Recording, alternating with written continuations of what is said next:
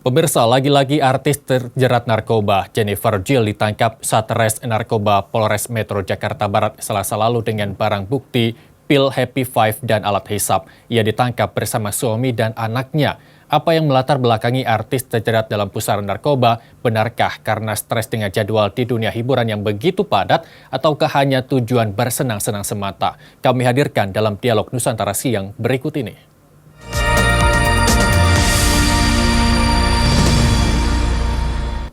Sudah bergabung bersama kami, Musni Umar, seorang sosiolog. Selamat siang, Pak Musni.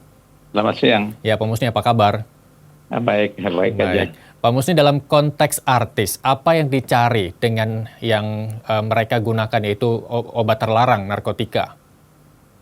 Ya, sebenarnya kalau kita bicara tentang artis itu terus terang saja ingin gaya hidupnya itu semakin disukai dan semakin disenangi masyarakat, dan semakin banyak pemberitaan apakah negatif atau positif itu semakin banyak orang yang tertarik untuk mengikuti pemberitaan seorang artis. Jadi itu dulu yang kita lihat. Jadi ada lifestyle itu, gaya hidup itu yang mereka pertontonkan itu, dan tujuannya untuk menarik simpati. Apakah yang suka dan tidak suka, pokoknya mereka menonton seorang artis itu. Itulah sebenarnya yang menurut saya yang dicari artis. Baik. Nah, ini selain itu juga yang membuat mereka bisa terjerat ke dalam narkoba adalah karena pergaulan. Kita tahu artis ini dia bergaul di antara sama mereka dan juga di kalangan selebriti, dan kadang-kadang mereka tidak sadar bahwa mereka itu bisa dijebak oleh para pengedar narkoba. Karena pengedar narkoba ini juga kan dia menyasar para artis. Yeah. Nah, artis ini relatif punya dana. Dan kadang-kadang mereka tidak sadar, mereka sudah masuk ke dalam jebakan para pengedar narkoba, dan akhirnya mereka ditangkap polisi gitu. Jadi itu yang menurut saya. Nah, selain itu juga misalnya pada contoh Ridho Rhoma Irama. Beliau kan sudah pernah ditangkap. Betul. Tapi lagi-lagi ditangkap sampai bapaknya juga. Mengapa turun lagi seperti itu? Nah, menurut saya ini orang yang pernah mengkonsumsi narkoba itu akhirnya kecanduan. Nah, kalau sudah kecanduan, walaupun udah masuk penjara, ketika keluar karena rasa kecanduan itu sudah menjadi bagian dari hidup dia itu. Lagi-lagi dia mengonsumsi. Dia pikir polisi sudah melupakan dia. Tapi ternyata polisi masih memperhatikan gerak-gerik mereka, dan akhirnya mereka ditangkap lagi. Jadi memang banyak sekali hal-hal yang menjadi bagian dari artis itu sendiri yang dilihat oleh masyarakat. Tapi sekali lagi masyarakat setiap hari itu ingin melihat para artis itu. Apakah artis itu dia menampilkan dengan kebaikan dia, misalnya menolong orang-orang yang mengalami banjir atau mengalami musibah, atau mereka yang akhirnya menampilkan hal-hal yang sebenarnya tidak baik.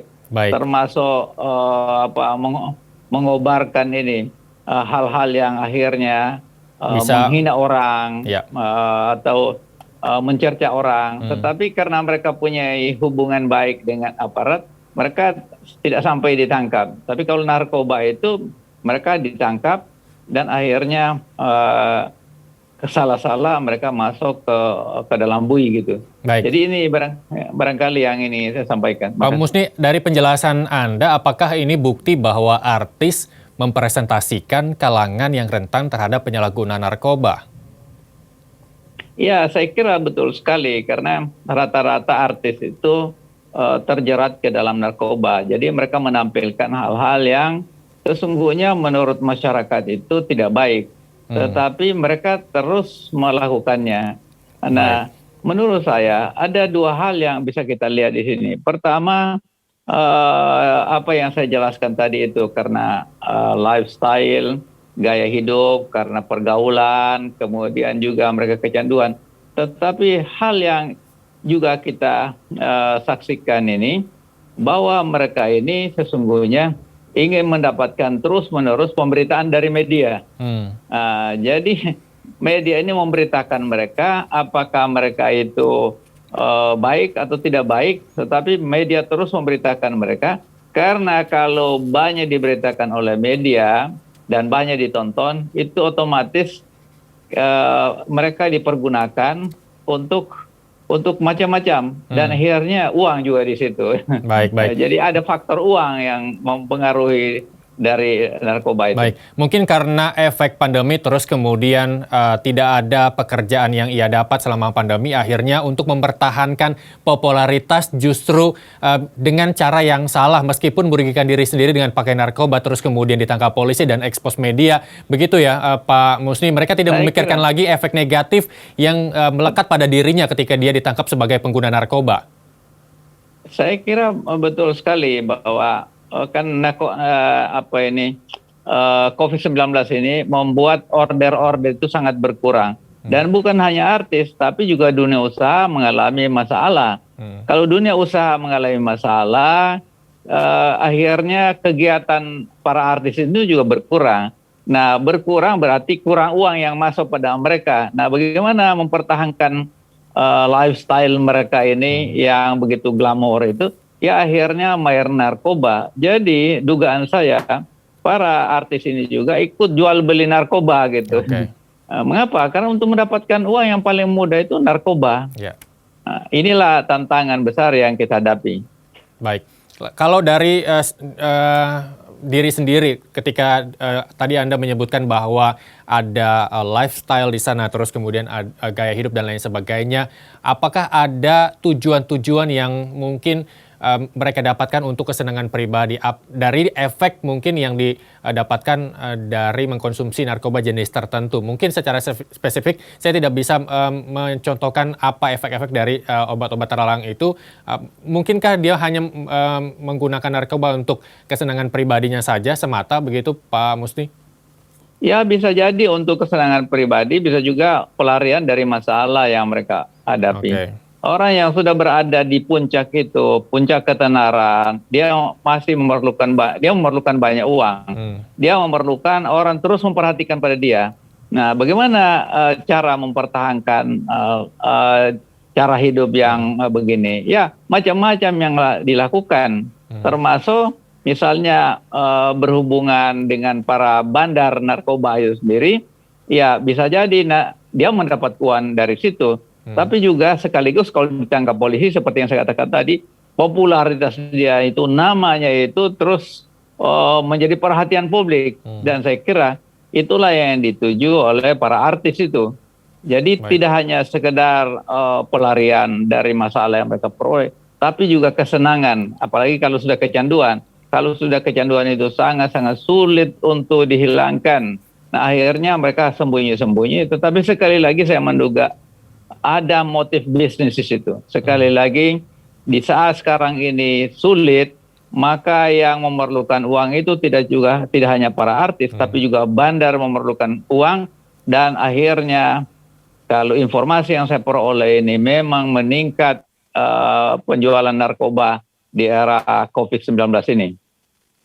Nanti kita akan fokus ke pengedaran narkoba, terus kemudian bisnis dan lain sebagainya. Tadi Anda juga sempat menyebutkan bahwa pengguna narkoba sebagai efek dari pelarian masalah. Seberapa besar mungkin masalah yang tak bisa dikendalikan oleh diri sendiri, ini mungkin sebagai bukti bahwa pengendalian stres dalam diri itu gagal ya Pak Musni ya? Anda seperti apa melihatnya?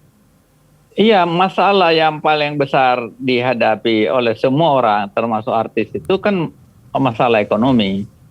Kalau penghasilan itu tidak lagi seimbang dengan pengeluaran, artinya pengeluaran lebih besar dari income, maka mereka stres. Walaupun mereka punya uang, tetapi uang itu kalau tiap hari dikonsumsi, dipergunakan untuk berbagai kebutuhan mereka, akhirnya berkurang. Nah, di sini juga terjadi stres. Stres itu takut miskin, kan?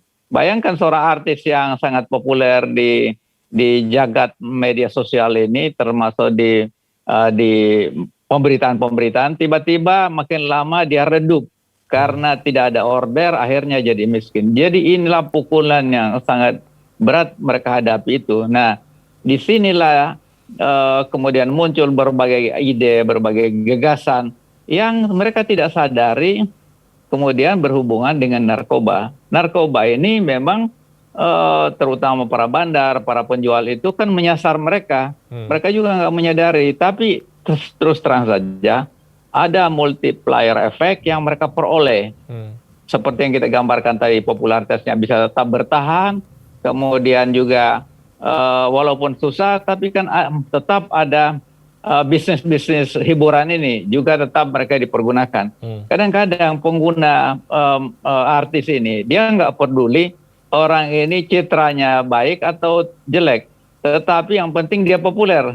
Karena kalau populer itu banyak sekali yang menonton. Nah inilah juga kita tidak sekedar salahkan para Makanya artis, banyak tapi juga yang masyarakat mengatakan kita. bahwa sensasi selebriti itu sangat melekat begitu ya, meski sensasi yang ia buat berdampak pada negatif diri begitu Pak Musni ya.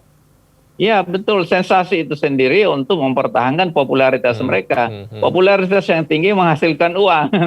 Nah disinilah yang kita lihat dan saksikan di dalam kehidupan sehari-hari. Pak Musni, kita ingat bahwa tadi juga di awal Anda sebutkan bahwa Ridho Roma kembali terjerat dalam pusaran narkoba begitu. Beberapa tahun lalu pertama kali ia terjerat, terus mendapat keputusan bahwa dia akan menjalani rehabilitasi. Ini bukti bahwa rehabilitasi belum bisa menghilangkan efek candu dari para pengguna begitu. Anda setuju dengan itu Pak Musni?